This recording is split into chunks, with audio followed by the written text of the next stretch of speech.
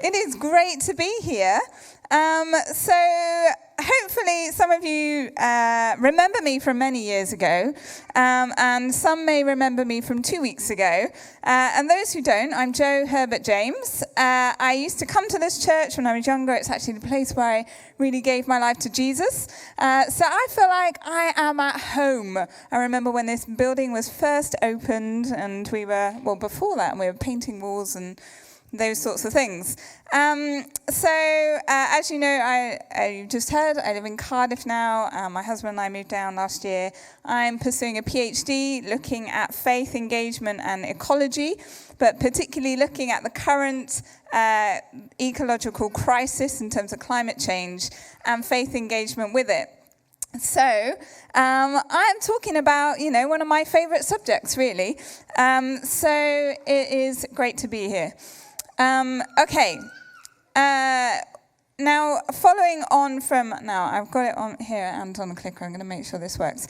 So last time I was talking about this value of connection and how excited I am that this value connection is something that YCC talks about. So I talked about Shalom, if you remember. The concept, the biblical concept of Shalom is about good, right relationship with God, with others that are close to us, others that are far. It's not very well distinguished on there. So our global neighbor, the systems and the powers that make up this world, our relationship with wider creation, and our relationship with ourselves.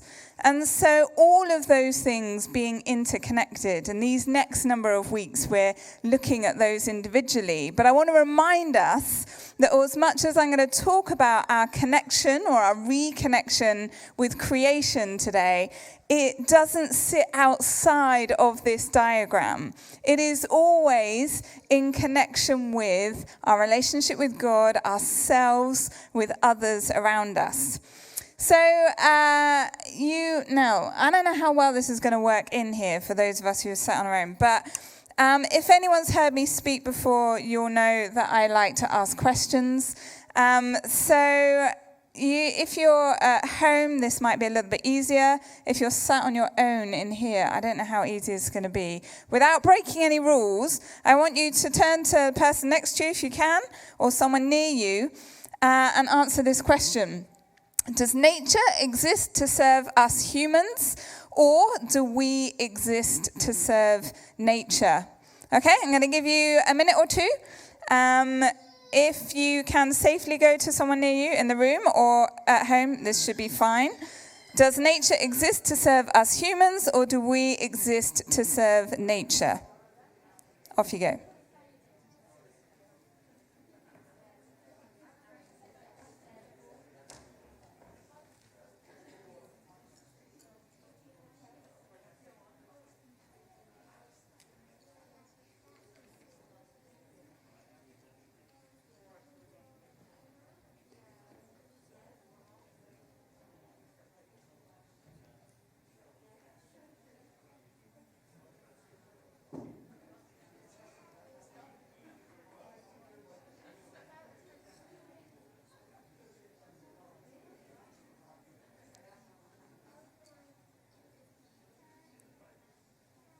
All right. How are we getting on? Did anyone manage to answer this? Yeah? Does anyone in the room want to shout out? I mean, without taking your mask off? This is awkward, isn't it? Both. Excellent. Good answer. You got that it was a trick question.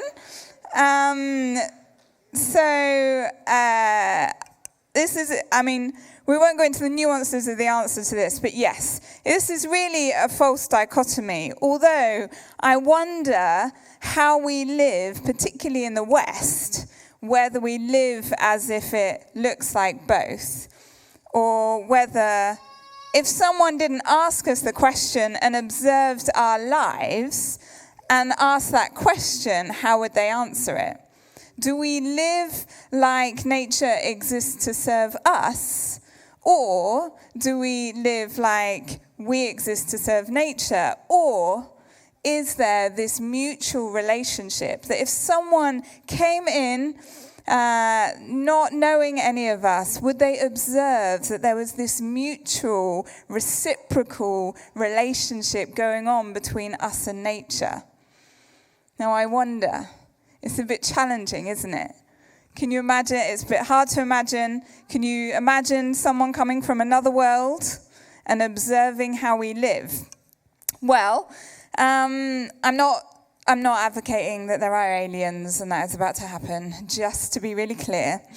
But what makes me reflect on this question partly is because I kind of did have an experience of going to what felt like another world. Now, possibly poor timing, but about a month before Pete and I got married, this was me going down the Amazon rainforest in a slightly, it was a stable boat, but perhaps lacking some life jackets and things like that. But anyway, we won't talk about that.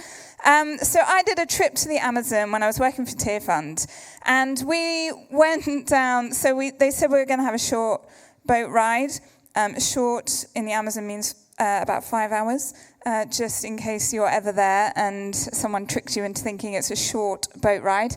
And we went down and we spent a few days with an indigenous community there, living deep in the forest. So, yep, that's us going down.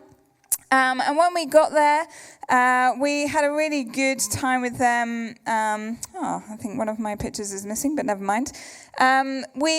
We arrived that day, we were excited. They were showing us some of their community, where they were living. And they said to us, they were asking us a little bit about our life in London. And they said to us, in London, do you guys walk? And we were like, yes, we do walk. And they said, yeah, but do you want to go for a walk with us? We want to show you something. And they were like, but you used to walking, and we were like, we walk, we manage that, it's okay. And they were like, but about 45 minutes, is that okay? And we were like, yeah, we'll be fine, we can manage that. Okay, so again, if anyone in the Amazon asks you if you want to go for a walk, check the terrain. Because we went for a walk that was 45 minutes, or much longer actually, it took us, up a very, very steep hill. This was the view at the top. So the community that you can see, sort of the other side of the river, was the community that we were in. And up we went. So that's how far we had to climb to get that kind of a view. Incredible. Now, this is the chief that I'm with there in the forest. And this was the most fascinating guy I had ever met. And the conversations that I had with him that day totally changed my perspective. This question, do we exist to serve nature? Does nature exist to serve us? Or is there some mutual, reciprocal relationship? This guy totally changed my perspective. Now, he was the chief. Now, he told me how he gets to become the chief.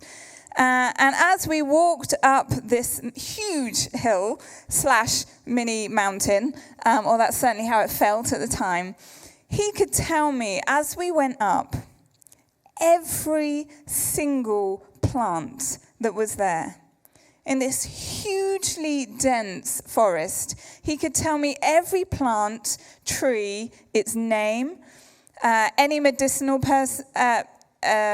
options they had to use it, whether you could eat it and consume it, whether it was poisonous, what it needed to be planted near to survive and thrive. He knew acres and acres of this forest, and he knew everything about it. And I was like, what? Every single, and if I'm honest, I thought he was exaggerating. And I was like, literally every plant. And he's like, everything. And then he started to look at me slightly puzzled at why I was so puzzled. And he's like, this is how you become chief here. I have to know everything about this forest. This is the land that we look after. This is our home, and it is home to so much here. And he looked at me and he said, the Amazon are the lungs of the world. He said, you only become chief here if you know everything about it and you know how to care about it. And I'm not going to lie, it stopped me in my tracks. And I couldn't quite compute between, gosh, it feels quite extreme. Is this not a waste of life? No, I mean, I can't even tell the difference between these two plants, and you're telling me they both look green to me. They both got leaves, and you're telling me that they're really different, that they have different purposes within the land. You could use it differently to heal different parts of your body. Like, you're telling me this absolute minute detail. And that's what it meant for him to be a leader, to be chief in that community. And it's got me reflecting back on Genesis 1. And these verses that we've probably all heard many times in Genesis 1 about the story of creation and God's how God made it. And we get to verse 26 to 28. And then God said, "Let us make mankind in our image, in our likeness, so that they may rule over the fish in the sea, the birds in the sky, over the livestock and all the wild animals, and over all the creatures that move along the ground." God created mankind in his own image. In the image of God, he created them. This guy seems more like the image of God than most other people I've ever met. His deep connection to God's creation stunned me. His care, his knowledge of the minute detail of creation, and yet also having this understanding that the Amazon rainforest were the lungs for the whole world. That this care for this tiny little plant that I would never have noticed was deeply connected to how the entire world functions, exists, can carry on as it is. Those verses in Genesis are hotly debated. They have been for decades or longer, over what those words really meant. If you read older versions of the Bible, it talks about having dominion over the earth as mankind. Many Christians have used it to argue, well, we can rule over the earth as if it is there to serve us. That's what God gave us the earth for. We don't need to care for it. And those understandings have begun to be challenged. And what does God really mean when he says to rule over? If ruling over looks something like how God rules over, well, we see the example of Jesus as a servant. His understanding of ruling in the kingdom of God was to serve, was to lay down one's life for, was to care about the small details, and yet never lose sight of the big picture. Now, when we think about our connection with creation in the Western world, I don't know how you feel when I tell that story of this incredible guy that I met in the Amazon. It feels quite far-fetched, doesn't it? It feels like, yeah, but Joe, I can't spend my life studying plants to that detail. I can't even quite identify everything in my garden, if you're anything like me, let alone a whole forest. There's so much else to do. I'm so occupied with other things. And I'm deliberately telling you a story that pushes our understanding of connection to creation. because it's the story that I've found that looks the most like the story in the Garden of Eden. And if we can push ourselves for a minute to step outside of our reality, of these Western construct of society that has been created for us, that we have been born into, schooled into, this pushes us to reimagine, what did God actually intend our relationship with creation to look like?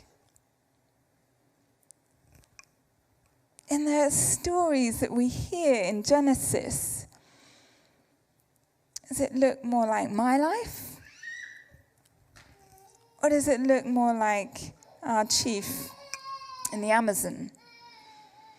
It's challenging, and we need to be pushed outside of our understanding. If we're going to take this value seriously, if we're going to think what it means for us to be connected, reconnected with creation, then we need to understand, as we said at the beginning, this connects with who I am, with who God is, my relationship with myself, with others, and with God. Because our broken relationship with creation, our constant use of resources, our mindlessness of what we consume causes problems in places that we don't often see. Now, we were visiting this community because one of the partners that Tear Fund supports, called Paz y Esperanza, Peace and Hope it's called, and they operate all over Latin America. They're an advocacy organization, particularly advocating for care of the environment. And they work with communities like this, many indigenous communities who are at threat, not just of their way of life, in terms of living in the forest, but their very lives. Now, the chief didn't tell me these stories, but his mum, always talked to someone's mum, told me many more stories of her son's life being threatened by big corporations who want to get rid of him, and communities like theirs, because they preserve the rainforest. Because the big corporations want to wipe out swathes of the rainforest in order to plant trees for palm oil, because they're a quick cash crop. They grow very quickly. They absolutely decimate the local environment. They do not have the impact on the world like a rainforest would. It doesn't create the same ecosystem. But it's quick cash, and the Western world needs palm oil. And so our mindless consumption of palm oil in our soaps, our shampoos, our peanut butter, pretty much half the products that we buy, mean that people like my friend here, lives get threatened. Now, Paz y Esperanza help them, work with them, train them legally, give them support as they go up in court against the corporations, even some of the governments in these countries, to try to preserve their ways of life, but also the rainforest at large. And again, I was so humbled. This tiny community who most of us would never know about. And this is one community they're replicated all over, are literally standing in front of some of the powers of this world with their bodies and saying, no, we are going to care for God's creation. Because if we don't, the whole world gets affected. And these people literally putting their lives in between bulldozers and the rainforest to care for God's creation. And we mindlessly consume because the society that we live in has taught us to. Now, whether you're aware or not, you have a relationship with indigenous communities like this all around the world, because our actions have a direct impact on their very lives. and their actions, what they choose to stand up and say and do or not, have a very direct impact on our lives and the lives of our children and our children's children. Because if the rainforest is not preserved, then we have major problems going forwards. Now, I don't have time to go into all of those things. I'm told that there will be other opportunities later in the year to revisit some of the more of the specifics around issues about the climate. But the challenge I want to set us and invite us into thinking more deeply about is, what does my connection with creation look like? What do I excuse myself with? What do I settle for in a Western world? Now, I'm not suggesting that we all move to the Amazon and live with communities like this, although they were a whole lot of fun, I've got to say. I'm not saying that we will give up our day jobs and go and study plant life and become the absolute experts. But I'm saying that we need to rethink, if we're going to take seriously our first mandate in Scripture, to rule over the earth, to care for it, modeled how Jesus rules over. I think we've got a little bit of distance to travel in the West. Because in the West, this is what it looks more like. We use 2.12 billion tons of waste. Well, 2.2 billion tons of waste is produced globally each year. I'm going to run through some of these. And if you've ever heard me talk on this subject, you've probably heard some of these before. It stopped clicking. Can someone please help me? Hopefully the next one will come up. In the UK, we throw away enough plastic to fill 2 double-decker buses every 30 seconds. Every 30 seconds. Can you imagine that? In that same 30 seconds, in majority world countries, that figure stands at more like 30 double-decker buses every 30 seconds.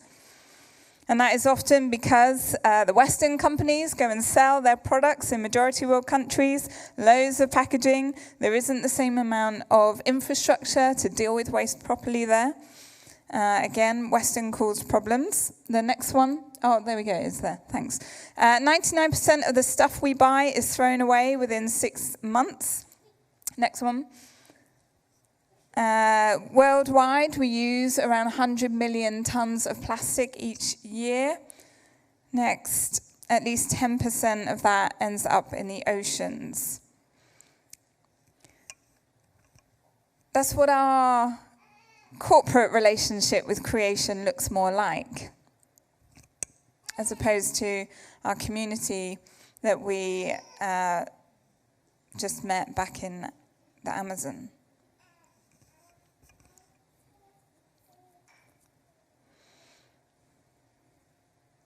I don't know how this feels. Does it feel really uncomfortable? Does it feel inspiring? Does it feel challenging? Does it feel confusing? If we're going to take seriously this reconnection, and I would say not just about our relationship with creation, but we need to understand the shalom of God, how God intended things to be, we need to reimagine. And I tell you the stories to help you reimagine, to shake our imaginations out of the Western constructs that we've been given and reimagine through God's eyes how things ought to be, the shalom of God, things back in their right relationship. And you know, with a better relationship with creation, well, we can talk other times, I'm sure, about how our food is produced and what goes into our body, our relationship with ourselves change. Our relationship with God. If we think that our relationship with creation, how we treat his creation doesn't affect our relationship to him, then Again, we've been misled, friends. If you lend me your car and I rag it around town and I, scuff it up curbs and give it back to you, that's probably going to affect my relationship with you. I'm not sure how impressed you'd be. I'm not sure how much respect you felt I had for you if I didn't take care of what you'd loaned me. The earth is the Lord's and everything in it. And we treat it in our Western societies as if it has no value. And maybe at some point, are we going to give it back to God and go, oh, sorry, scratch the side? We cool? We have to reimagine and re-understand because we've been schooled into thinking this stuff doesn't matter. It matters to how we bear witness to who God is. It matters to our relationship with our global neighbor. It matters to who we understand ourselves as people. Are we people who care in the way that we rule over? Or are we people who abuse in the way that we rule over?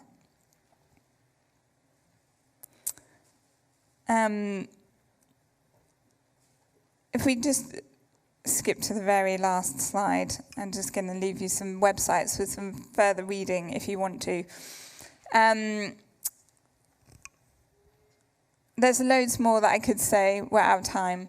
But I want to invite you to reimagine and to rethink and to re-understand. If we're ever going to get to the Shalom of God, we have to reimagine outside of our Western constructs and reimagine how he wanted things to be, intended things to be, made things to be. I'm going to pray to finish and then hand over.